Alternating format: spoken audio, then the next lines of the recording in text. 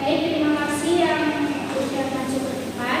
Jadi, gerakan DAUD ini tersebar di 5 daerah di Indonesia. Yang pertama di Jawa Barat, yang dipimpin oleh Sekar Maji Kartosuryo sendiri. Alasannya karena yang tadi yaitu penolakan perjanjian Grenfell pada 1948. Yang kedua di Jawa Tengah dengan dipimpin oleh Amir Fattah, yang alasannya sama dengan di Jawa Barat, yaitu kekecewaan terhadap perjanjian Grenfell. Yang ketiga di Sulawesi Selatan yang dipimpin oleh Kahar Muzakar.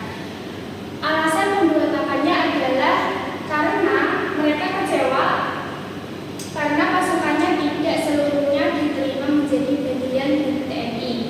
Kemudian di Kalimantan Selatan yang dipimpin oleh Ibnu Hajar, alasannya karena mereka tidak puas terhadap kebijakan pemerintah. Yang terakhir ada di Aceh yang dipimpin oleh Daud Bereh, alasannya karena sakit hati karena status Aceh sebagai daerah otonom digugurkan menjadi keresidenan di bawah Provinsi Sumatera Utara.